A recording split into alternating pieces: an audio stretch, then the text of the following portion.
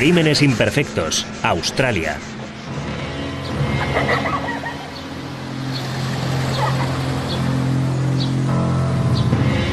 Calabria, en el sur de Italia, es una región de turbulenta historia. Un territorio conquistado por una sucesión de imperios a lo largo de miles de años. Sus gentes han aprendido a protegerse formando clanes secretos y utilizando técnicas guerrilleras para derrotar a sus enemigos. Rozando casi con Sicilia, es también el territorio de la mafia. En el centro de la región está la localidad montañesa de Platì, apodada Capital de los Secuestros, en Italia, donde el nieto del multimillonario del petróleo J. Paul Getty fue retenido como rehén. Los secuestradores le seccionaron una oreja y la mandaron a un periódico. Durante casi un siglo, muchas familias han huido de la pobreza de Platì y han emigrado a Australia, concretamente a la próspera ciudad de provincias de Griffith, en Nueva Gales del Sur. Entre ellos, algunos miembros de una sociedad secreta llamada La Familia o la 'Ndrangheta, la Honorable Sociedad. En la década de los 70, algunos de los emigrantes de Platì y sus descendientes se estaban labrando grandes fortunas en Griffith gracias a enormes plantaciones de marihuana. Hasta que un buen hombre, Donald Bruce Mackay, decidió plantarles cara. Mackay, un pequeño empresario muy trabajador y candidato político, se pronunciaba siempre decididamente contra el negocio de la droga. Ignorando los anónimos que amenazaban con incendiarle el negocio o incluso con matarle, siguió denunciando aquella actividad ante el gobierno y los medios de comunicación. Hasta que la combinación de varios policías corruptos, un político inmoral y unos criminales despiadados acabaron finalmente acallándole en lo que se ha dado en llamar el primer asesinato político en Australia. La desaparición de Donald Mackay. La ciudad de Griffith, aquí en Nueva Gales del Sur, es el centro de uno de los distritos agrícolas más productivos de Australia, una zona llamada Murrumbidgee.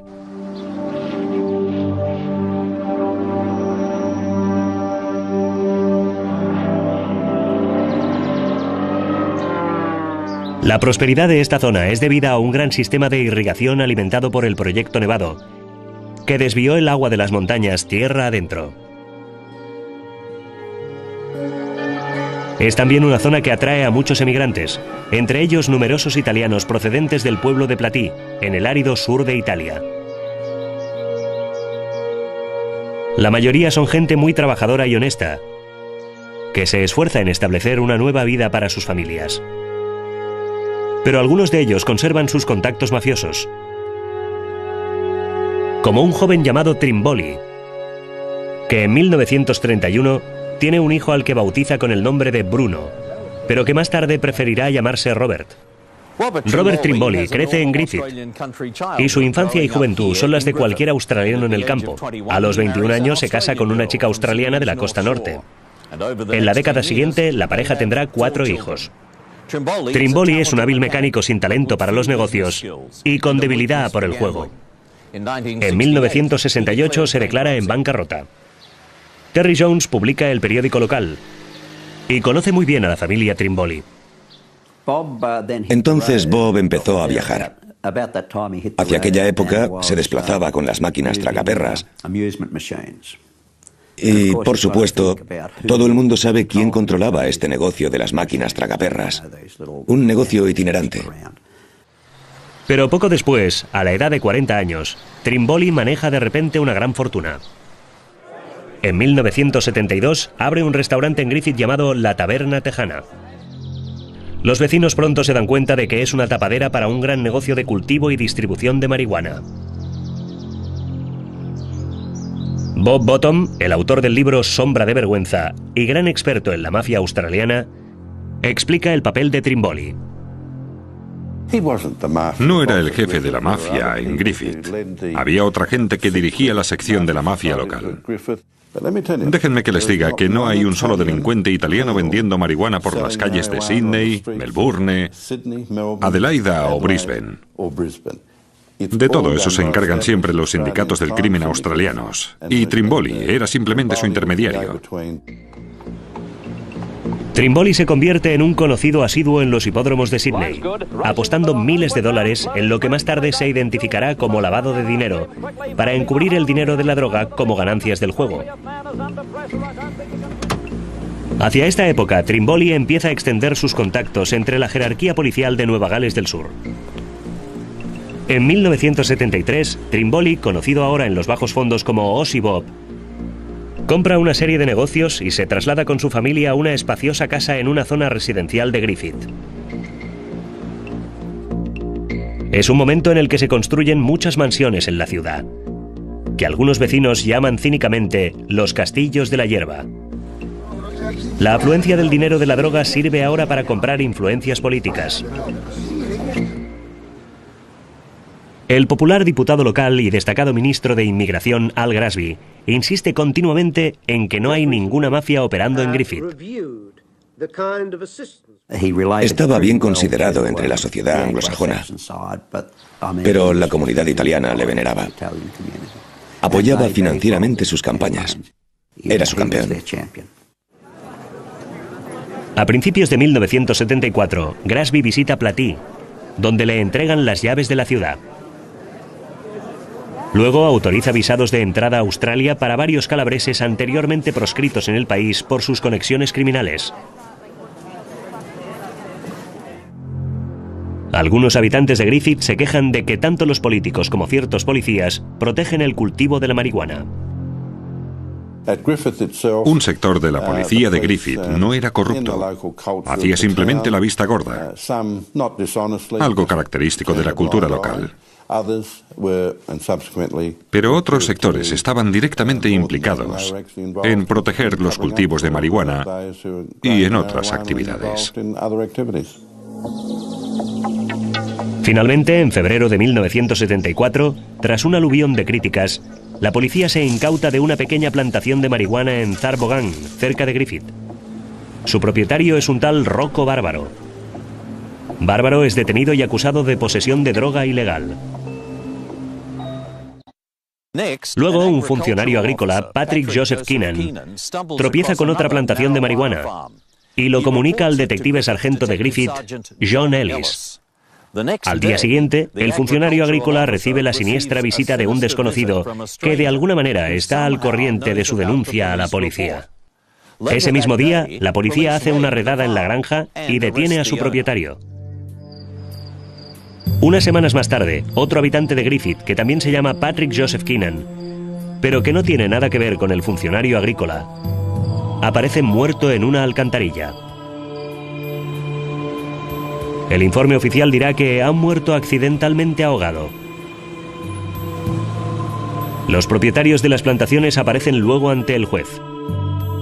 Reciben una multa y salen en libertad condicional por buena conducta. La marihuana incautada no se quema, sino que los italianos locales la recogen. Y Robert Trimboli almacena parte de ella en un cobertizo de su granja. Años más tarde, se descubrirá que el detective John Ellis posee grandes cantidades de dinero en distintas cuentas bancarias por toda Nueva Gales del Sur. Junto con otros dos policías de Griffith, John Robbins y Brian Borthwick, irá a la cárcel por conspiración para pervertir el curso de la justicia.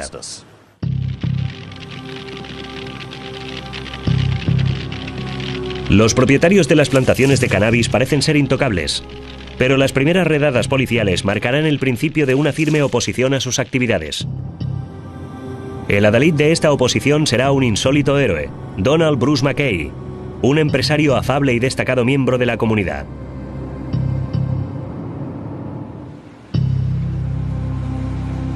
Pero nadie está preparado para los acontecimientos que están a punto de conmocionar a toda la nación.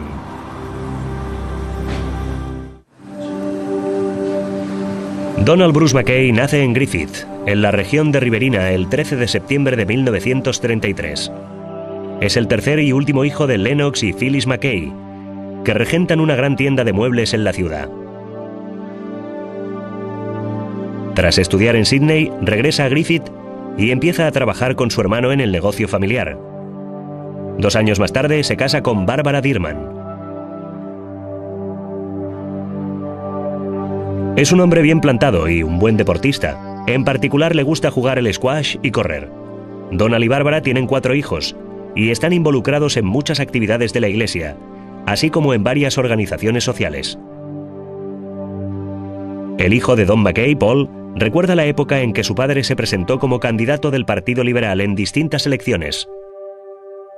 Papá empezó a involucrarse en la política a finales de los años 60, principios de los 70, y se presentó en las elecciones para el Parlamento estatal creo que unas 3 veces, y para el Parlamento federal quizás 2 veces, según creo recordar. No resultó elegido, pero obtuvo un respetable número de votos, y en las elecciones federales de 1974, el candidato del Partido Nacional ganó en parte gracias a él. El candidato derrotado por la preferencia de McKay en aquellas elecciones de 1974 no es otro que el popular político laboralista local y ministro de Inmigración, Al Grasby. Cuando Al fue derrotado en las elecciones, los italianos lloraron en las calles de Griffith. Durante su campaña, los votantes manifestaban constantemente a McKay su preocupación por el efecto de la industria de la marihuana en la juventud local. En cuanto empezó a hablar públicamente de los efectos de las drogas entre los jóvenes, la gente empezó a proporcionarle información confidencial sobre lo que estaba ocurriendo en Griffith. Así fue como empezó a interesarse en el negocio de la marihuana. Bárbara McKay también está indignada por lo que está sucediendo y escribe una carta de protesta al periódico local en junio de 1974.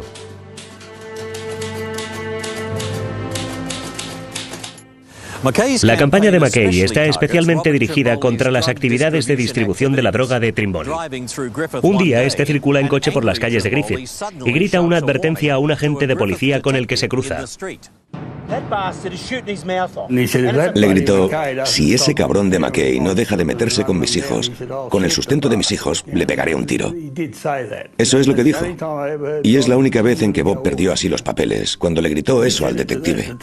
Dile al cabrón de McKay que nos deje en paz o le pegaré un tiro. Es imposible que llegara a hacer lo que dijo, pero estaba realmente furioso. McKay empieza a recibir otras amenazas. Le dijeron: si sigues así, vamos a quemarte. Vamos a quemarte. Vamos a quemar tu negocio. Pero no estamos en Platí, y Don McKay no es un hombre que se deje intimidar fácilmente. Durante el año 1975 sigue agitando contra los señores de la droga y recibe cantidad de información confidencial de sus partidarios.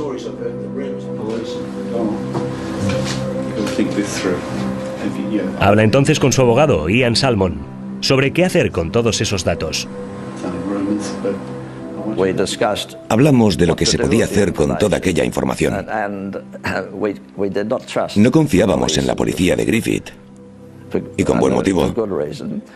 No confiábamos en nadie dentro de la policía de Nueva Gales del Sur, y tampoco estábamos muy seguros de los políticos locales. Cuando McKay recibe información sobre una gran plantación de cannabis en la cercana localidad de Coleambally, viaja a Sydney para informar en detalle sobre este asunto a los superiores de la Brigada Antidroga de la Policía de Nueva Gales del Sur.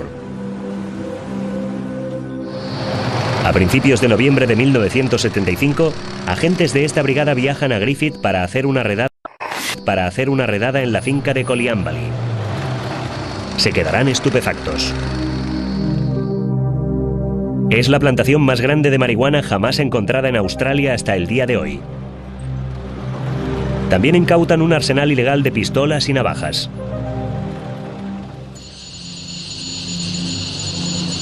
Un total de 5 hombres serán detenidos y acusados, entre ellos un tal Francesco Sergi. Cuando el caso Coleambally llega a los tribunales 18 meses después, en marzo de 1977, todos los acusados, excepto Francesco Sergi, serán declarados culpables y condenados a cortas estancias en la cárcel. Tras unos 10 días de juicio, se supo que uno de los miembros del jurado estaba emparentado con uno de los acusados, Francesco Sergi, Pero en lugar de suspender el juicio, se siguió adelante con este jurado, emparentado con uno de los acusados. Se ordena entonces la celebración de un nuevo juicio contra Francesco Sergi. Pero unos meses más tarde se retiran todos los cargos en su contra. El juicio del caso Colliambali, sin embargo, tendrá repercusiones más duraderas. Durante el proceso, aparece el nombre de Don McKay como la persona que ha informado en detalle a la policía de Sydney sobre la enorme plantación de marihuana. Robert Trimboli sabe ahora que McKay es el informante de la policía. Recuerdo que el periodista de mi periódico, encargado de cubrir el caso, regresó aquel día del tribunal y me dijo: creo que acaban de firmar la sentencia de muerte de Don McKay. Así de sencillo.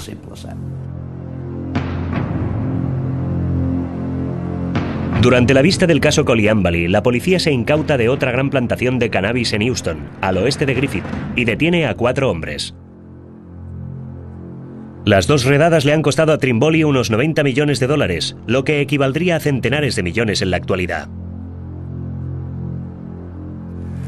La brigada antidroga sigue el rastro de la marihuana desde la plantación de Houston hasta las calles de Sydney. Allí detienen a un traficante italiano y un policía de Griffith llamado Arthur Liddell le pagará la fianza de $50.000. Poco tiempo después, el cadáver del sargento Liddell aparece junto a su coche volcado cerca de Griffith.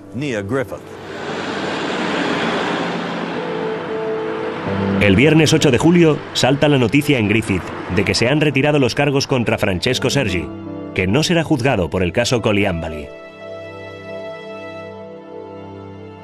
Causó tanta polémica que muchos medios de comunicación vinieron a Griffith, sobre todo desde Melbourne y Sydney, y fue a partir de entonces cuando empezó a hablarse de Griffith como la capital de la hierba de Australia. Según la investigación posterior, el primer intento de asesinato contra Donald McKay tuvo lugar días después, bajo forma de un montaje. Recibió una llamada telefónica de un tal Ray Adams, que le dijo que quería encontrarse con él en Jerilderie para comprar mobiliario y revestimientos del suelo para amueblar toda una casa. McKay acepta desplazarse hasta Jerilderie, pero el día señalado, el martes 12 de julio, está demasiado ocupado con otros asuntos y manda en su lugar a su comercial, Bruce Pershaus.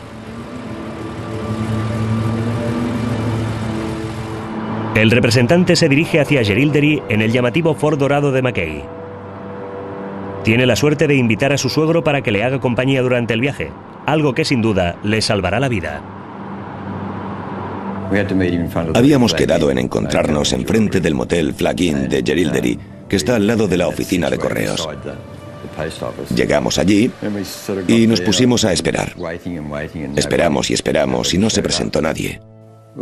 Mientras estábamos allí sentados, había un coche aparcado a la derecha, al otro lado de la calle, enfrente de las canchas de tenis. Y al cabo de un rato, aquel coche Falcon blanco arrancó y vino a situarse a nuestra izquierda, a 2 plazas de coche de distancia, enfrente de correos. De hecho, giré el retrovisor para observar al conductor y recuerdo que se lo comenté a mi suegro. Le dije: caray, ¿qué pinta tiene ese? Y al cabo de un rato, aquel tipo salió de su coche y entró en correos con un gran sobre en la mano. Iba de 21 botones, con un traje azul a rayas marrones y el pelo empapado de brillantina. Salió y se quedó parado en las escaleras de la entrada y miró a su alrededor. Nos miró a nosotros, nosotros le miramos a él. Y entonces volvió a subir a su coche. Se quedó allí sentado un par de minutos. Hizo marcha atrás y se marchó en dirección de Griffith. McKay no da importancia al incidente. Cree que solo ha sido una broma. Pero como lo demostrará una investigación posterior, es en realidad parte de una iniciativa para asesinarle. Es el viernes 15 de julio de 1977 y Don McKay se dirige a su tienda de muebles. Aquel viernes me fui a almorzar con mamá y mi hermano pequeño y papá. Fue un almuerzo estupendo y fue la última vez que vi a mi padre. McKay ha quedado en volver a casa hacia las 7 de la tarde para cuidar de su hijo pequeño, porque Bárbara tiene que salir. Diga. Barb, soy yo. Escucha, estoy a punto de salir del despacho, pero pasaré primero por el bar. Seguro que estaré en casa a las 7, cariño. De acuerdo. Llama a su casa para asegurar a su mujer que no se retrasará.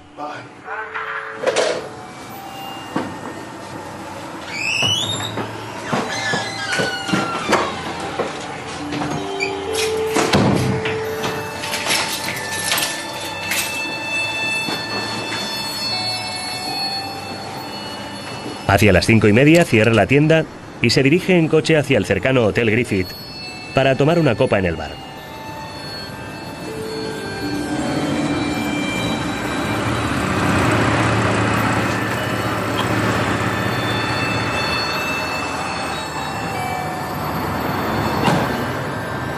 Aparca la furgoneta de su empresa en el aparcamiento del hotel y se dirige hacia el bar. Al entrar, un amigo le saluda con una frase de aliento. Bien dicho, Don. Dale su merecido a esos cabrones de la marihuana. Vale. Habla con unos amigos de la impasibilidad de la policía contra el propietario de una plantación de cannabis local.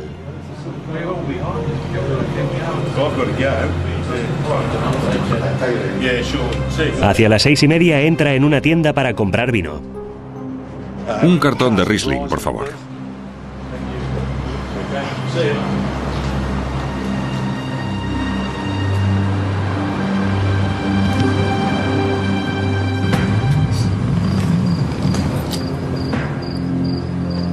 Luego cruza el aparcamiento ya a oscuras hacia su furgoneta.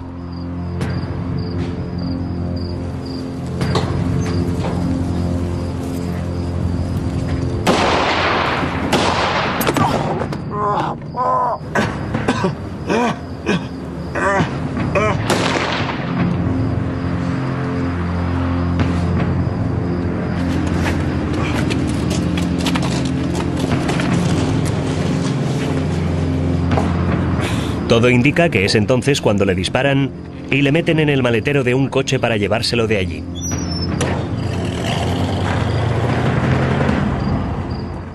El asesinato fue cuestión de segundos, muy profesional, rápido y eficaz, y sin testigos. Pero en un despacho de aquel edificio, el contable Roy Binks estaba trabajando y oyó algo en el aparcamiento.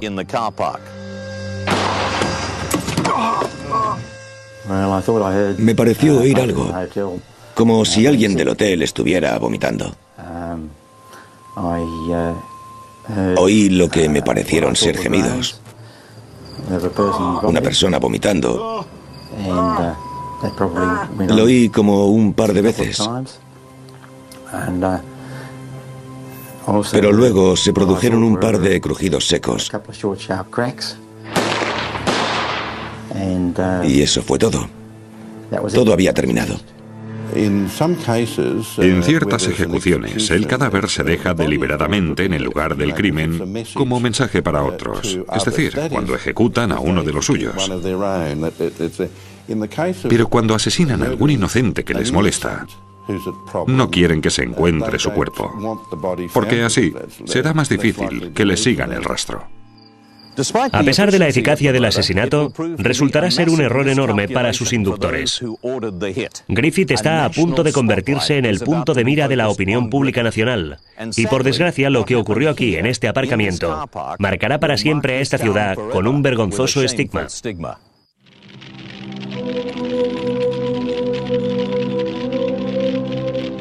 En la década de los 70, la Brigada Antidroga lleva a cabo varias redadas para acabar con enormes plantaciones de marihuana en la ciudad de Griffith, en Nueva Gales del Sur.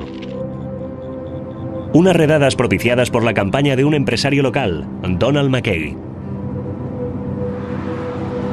Este activista se dirige hacia su casa una tarde de julio de 1977, cuando es atacado y asesinado. En su domicilio, su esposa Bárbara se está preparando para salir.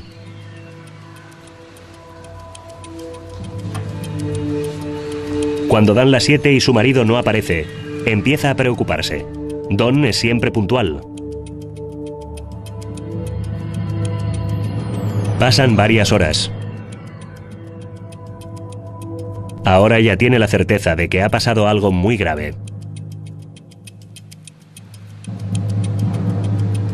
Llama a su amigo íntimo y abogado de la familia, Ian Salmon. No quería empezar a llamar por toda la ciudad preguntando dónde estaba su marido, porque eso no sería muy buena publicidad para alguien metido en política. Diga. Hola, Ian, soy Bárbara. Hola, Bárbara. Don no ha vuelto a casa.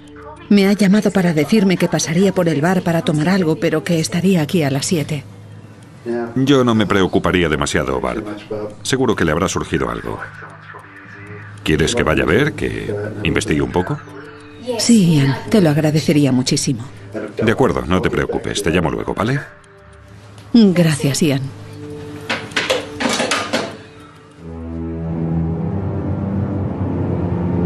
Salmon sale a buscar por la ciudad para ver si encuentra el coche de Don. Al mismo tiempo, su hijo Paul está en el centro, con unos amigos, y no tiene ni idea del drama que está teniendo lugar. Creo recordar que regresé hacia la medianoche y claro, entonces todavía no existían los teléfonos móviles y mamá no sabía dónde localizarme. Cuando llegué a casa me la encontré muy afectada. Mamá, ¿qué pasa? Tu padre ha desaparecido. ¿Qué quieres decir con eso? Nadie le ha visto. En aquellos momentos, mi madre ya tenía la intuición de que le había ocurrido algo muy grave. Y yo salí en busca de papá con un par de amigos, porque conocía un par de sitios donde podía estar. Pero no le encontré y regresé a casa. Y creo que para entonces mamá ya había llamado a la policía.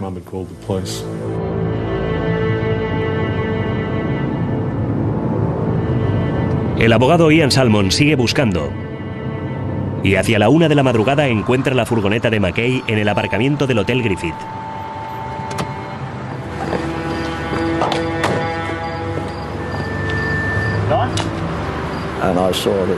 Vi rastros de sangre.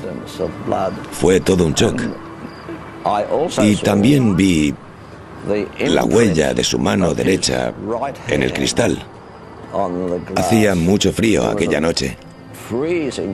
Y el frío había dejado su huella marcada en el cristal. También había sangre en las ruedas, en la puerta del conductor, en el parachoques e incluso en una empalizada de madera al lado del coche. Había huellas de algo arrastrado, restos de sangre y cabellos y 3 casquillos. Los investigadores pueden recoger muestras de sangre que equivalen a 2 tazas de sangre y confirman que son del grupo sanguíneo de Don McKay. La furgoneta todavía está cerrada y la policía encontrará más tarde las llaves bajo el coche, justo debajo de la cerradura de la puerta del conductor. Dentro del coche, la cartera de McKay está completamente intacta. A la mañana siguiente, Bárbara McKay ya no se hace ilusiones sobre lo ocurrido a su marido. Hizo todo lo que pudo para que la familia permaneciera unida, porque para entonces mis hermanas, que estaban en un internado, habían regresado a casa y como lo hubiera hecho cualquier madre, se mantuvo entera para el bien de sus hijos, pero en realidad estaba destrozada. Cuando al día siguiente corre la noticia del asesinato, muchas personas relacionadas con el cultivo de marihuana hacen saber públicamente que tienen sólidas coartadas. Robert Trimboli puede demostrar que estaba en Sydney cenando con un entrenador de caballos de carreras. Trimboli también tiene una sólida coartada para el martes anterior, el día en que McKay debía ir a Jerilderie. El sargento Joe Parrington se desplaza desde Sydney para encargarse de la investigación del caso. Con él viene también el detective Rick Campbell. Ya desde el principio, el sargento Parrington reconoció las distintas vías de investigación que se abrirían probablemente. Por supuesto, estaba el tema de la droga y trajo a varios detectives especialistas en este campo. Pero también se dio cuenta de que habría que llevar a cabo una intensa investigación financiera, estudiando las cuentas bancarias y cosas así, por lo que también trajo a especialistas en fraudes. Pero el peor problema con el que se topó es que ningún miembro de la comunidad italiana quiso hablar con él. No sé hablar inglés. Don McKay, no. Es decir, chocó contra esta ley del silencio. Parece ser el primer asesinato político en Australia y salta a los titulares en todo el país. En Sídney, las esferas del poder empiezan a inquietarse y la oposición en el Parlamento exige una comisión real. El gobierno debe enfrentarse a una moción de censura. Ciertos portavoces progubernamentales llaman a los periodistas más destacados, sugiriendo que McKay se ha fugado con otra mujer. Se ofrece una recompensa de $25.000 para quien le encuentre y se distribuye su foto con la palabra desaparecido.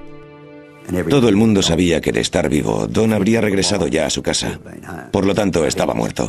Todo el mundo sabía que Don había muerto. Pero los investigadores de la policía deben atenerse a los requerimientos legales y las definiciones jurídicas de los términos desaparecido y muerto. Cuando alguien no aparece, solo podemos decir que está desaparecido. Si no tenemos su cadáver, no podemos demostrar más allá de cualquier duda razonable que esté muerto. En Griffith, la teoría de que McKay no había sido asesinado fue pregonada por el exagente de policía Fred Cray. Todo el mundo sabía que era un policía corrupto. En aquella época, Cray trabajaba de guardaespaldas de un banquero de Griffith, Frank Nugent, que según se rumoreaba, enviaba a América la marihuana de la zona. Australia no podía consumir toda la marihuana que se cultivaba en Riverina. Por lo tanto, parte de ella se exportaba, con grandes beneficios, obviamente. 3 semanas después del asesinato, los medios de comunicación nacionales publican ciertas acusaciones sobre algunos policías locales, que pondrán en un aprieto al gobierno estatal.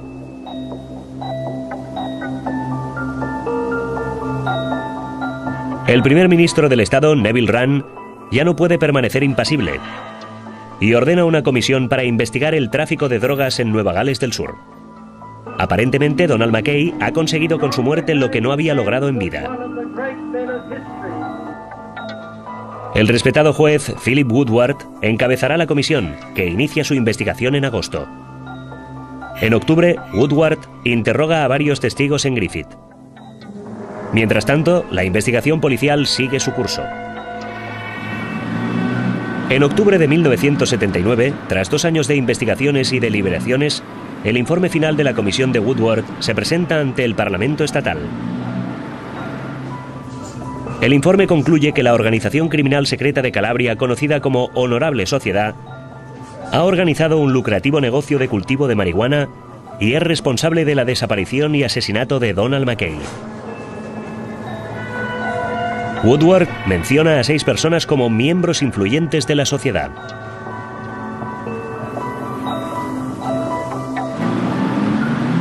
La única acción emprendida contra cualquiera de las personas mencionadas en el informe de Woodward será el nuevo juicio abierto contra Francesco Sergi, detenido de nuevo por su participación en el caso de la plantación de Coleambally.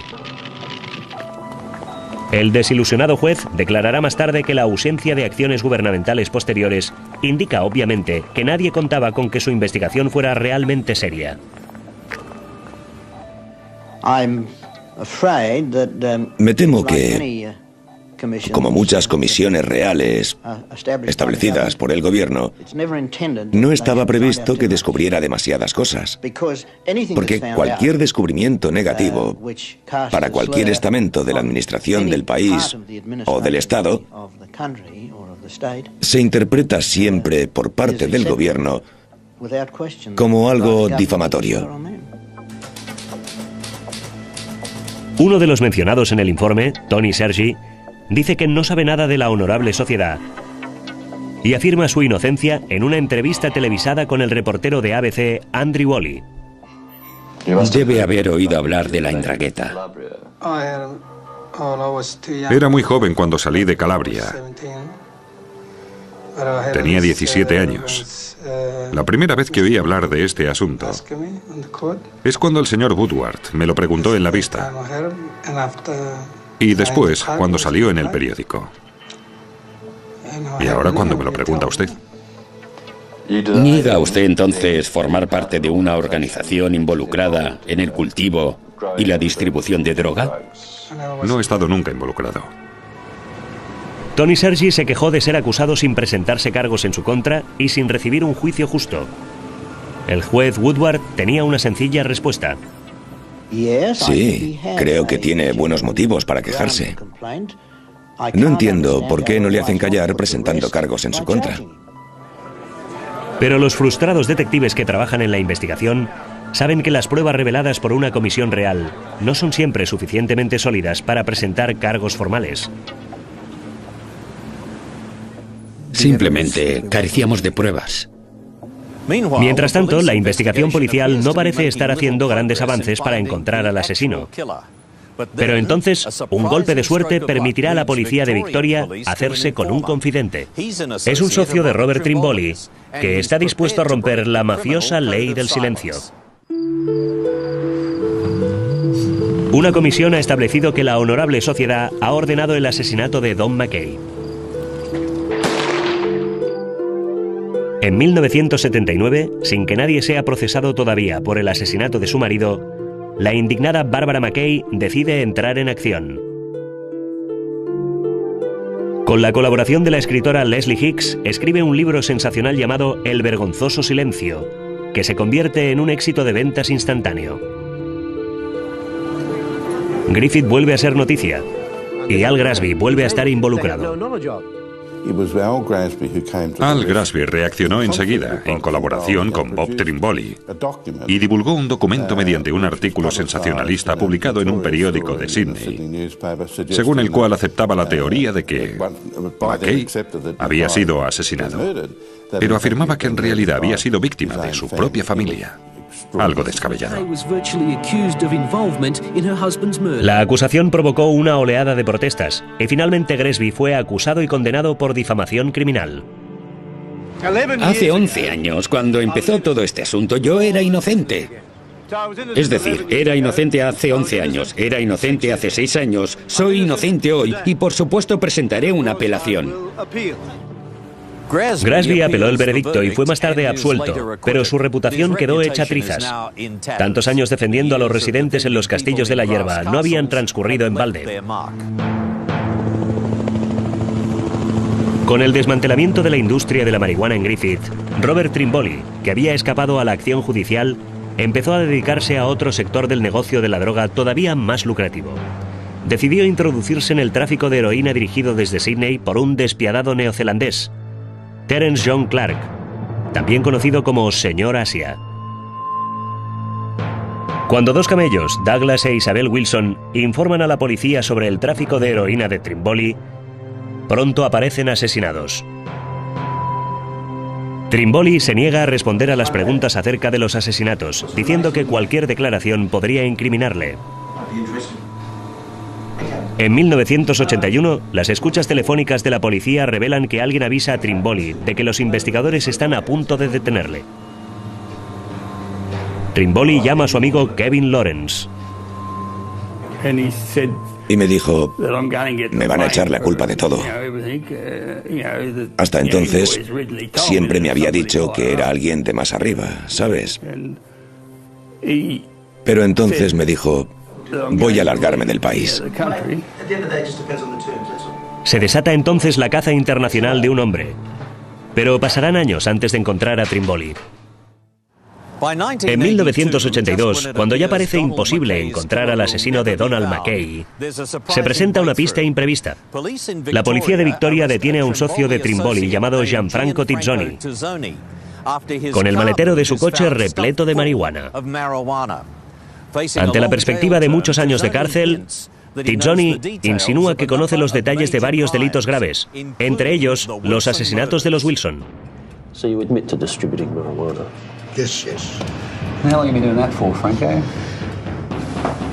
Inmediatamente los inspectores de Victoria se encargan de protegerle y empiezan a sonsacarle todo tipo de información. Roberto. Bob Trimboli, yes. What sort of money would we be talking, Franco? Millions of bucks? Les dice que ha estado distribuyendo marihuana en Victoria para Robert Trimboli desde 1971. Dice que en mayo de 1977, tras la segunda gran redada policial, Robert Trimboli y él asistieron a una reunión en Griffith. ¿No ha habido demasiados daños? Si las cosas van mal, ¿no aceptará callar a cambio de dinero? Bueno, le montamos una trampa. Una trampa, una trampa. O nos lo cargamos. Rob, tranquilo. Ya nos ha costado 25 millones. Ese tío está montado en la ola ahora mismo. Bueno, vete. Piensa en ese asunto y ya volveremos a hablar de ello. Vale, vale. Un mes más tarde, en junio de 1977, Trimboli le dijo que había tomado una decisión. Ese McKay está frito. Tiene que desaparecer. Y su cuerpo también, para siempre. Tenía que encontrar a alguien para matar a McKay y deshacerse del cadáver. Eso es. ¿Sin dejar rastro? Eso es. Tizzoni declara que se puso en contacto con un vendedor de armas de Melbourne llamado George Joseph, que a su vez le ayudó a reclutar a un tal James Frederick Beisley. Hay un trabajito para ti. Creemos que puedes hacerlo. ¿Algún problema con eso? ¿Qué va? Ningún problema. Beisley era un matón vinculado con el sindicato de los pintores y los estibadores, famoso por su dureza. Tizzoni declaró que se había encontrado con Beisley en un cementerio de Melbourne, donde le había dado la información necesaria para que identificara a Don McKay. A las pocas semanas, McKay estaba muerto.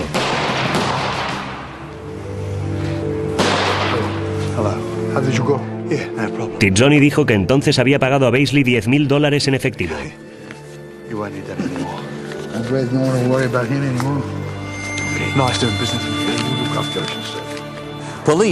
La policía encuentra muy pronto sólidas pruebas que implican a Beisley en los asesinatos de los Wilson y le detiene. Tizzoni sigue hablando y al cabo de un tiempo deja caer otra bomba, al revelar que Trimboli se esconde en Francia.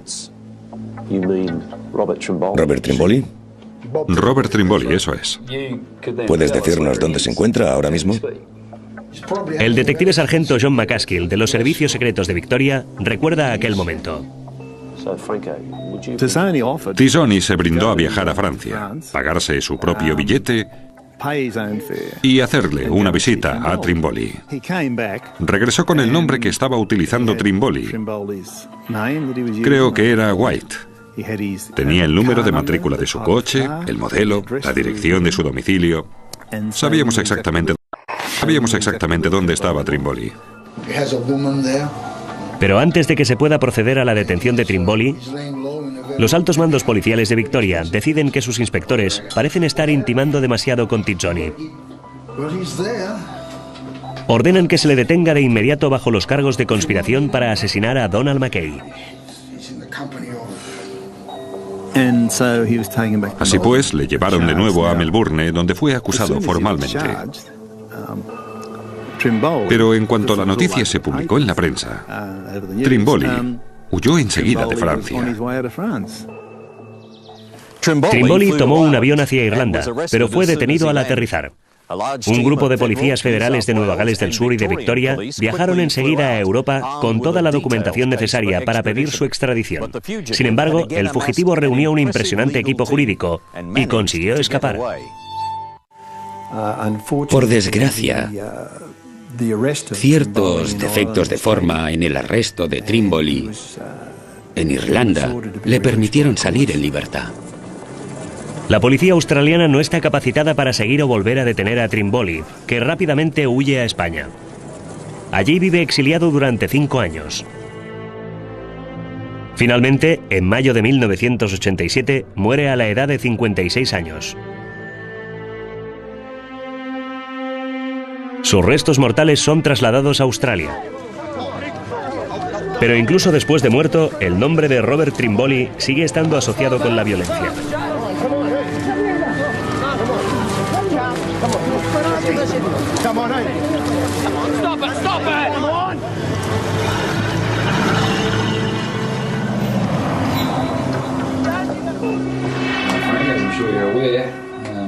La policía de Nueva Gales del Sur no había sido informada de las confesiones de Tizzoni en Victoria. Y cuando finalmente llega a su conocimiento, el detective de Nueva Gales del Sur, Joe Parrington, se pone furioso. No podíamos arriesgarnos a que se enterara nadie, ni siquiera en Victoria podíamos arriesgarnos a que se enterara nadie, porque es demasiado peligroso. Y la vida del confidente está siempre en peligro. Lo hemos visto en los últimos años. Varios confidentes han sido asesinados, por eso lo mantuvimos tan en secreto. Armada con las declaraciones de Tizzoni, la policía de Nueva Gales del Sur inicia una nueva búsqueda del cuerpo de Mackay. Otras investigaciones nos indicaron entonces que lo más probable era que se hubieran deshecho del cadáver en el río Murray, por lo que empezamos a registrarlo con un equipo de buzos. Yo creo que lo ha enterrado. Siempre he tenido la intuición de que debía estar por Picnic Point, cerca de Griffith. Sin nuevas pistas, y con Beasley, Tizzoni y el vendedor de armas Joseph detenidos en Melbourne, la policía de Nueva Gales del Sur envía sus expedientes al juez de instrucción. Y por fin se inicia la tan esperada investigación judicial. 7 años después del asesinato, que llega a la conclusión de que Mackay fue probablemente asesinado por querer desenmascarar el negocio de la marihuana en Griffith. Mientras tanto, en Melbourne, Beasley, Joseph y Tizzoni comparecen ante el juez de instrucción, acusados de conspiración para asesinar. El comercial de Mackay, Bruce Pershaus, llamado a declarar, identifica a Beasley como el hombre que vio esperando encontrarse con Mackay en Jerilderie 3 días antes del asesinato.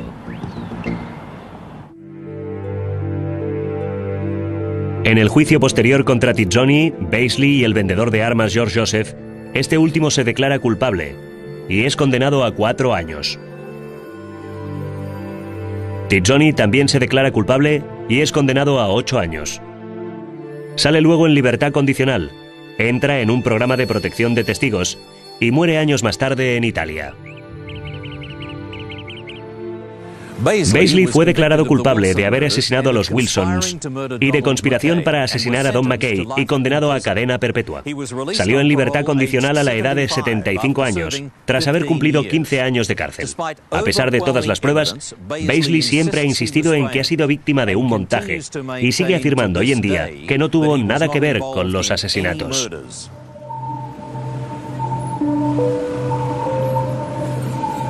En 1986, una comisión especial dirigida por el juez Nagel critica la investigación llevada a cabo por la policía de Nueva Gales del Sur. Sus conclusiones son devastadoras para los detectives involucrados. En mi opinión, todos los agentes de policía de este estado que tuvieron algo que ver con la investigación lo hicieron muy bien. Hicieron todo lo que pudieron con los elementos de los que dispusieron en la época. No creo que Joe Parrington hiciera nada malo, aparte de intentar atrapar a un criminal. Con la muerte de Donald Mackay, la ciudad de Griffith se convirtió en el punto de mira de la atención internacional. El mundo estaba fascinado con el misterio. En cierta ocasión, incluso el famoso entrevistador David Frost se desplazó hasta allí para hablar con Barbara Mackay.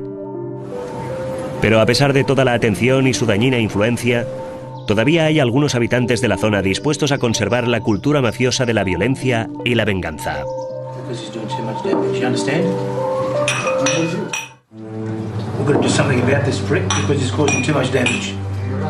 A finales de la década de los 80, Robert Trimboli ha muerto en su exilio en España y James Frederick Beasley ha sido condenado a cadena perpetua.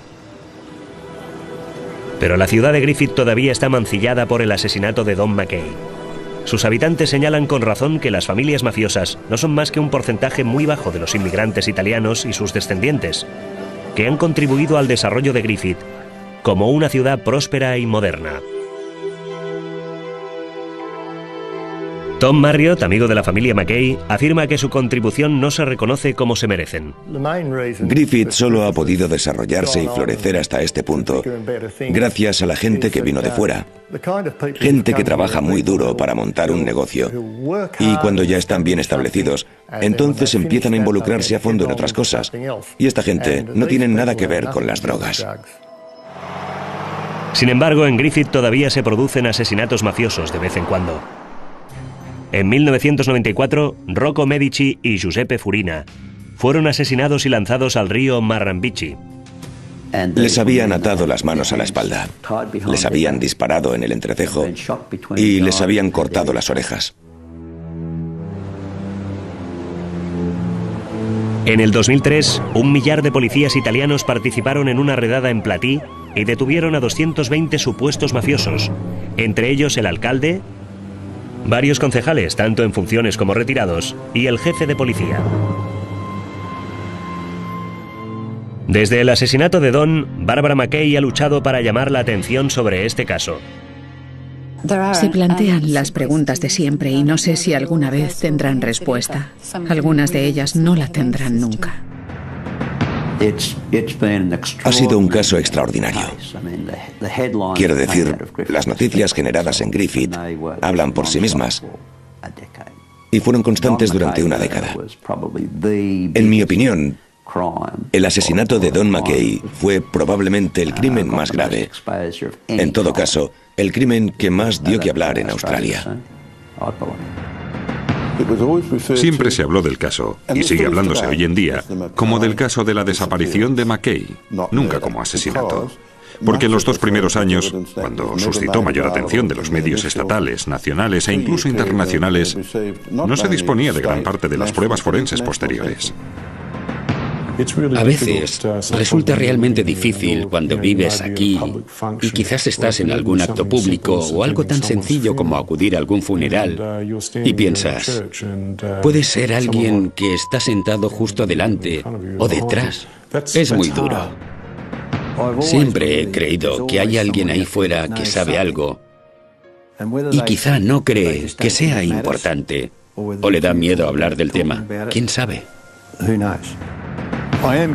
Estoy convencido de que Trimboli ordenó el asesinato.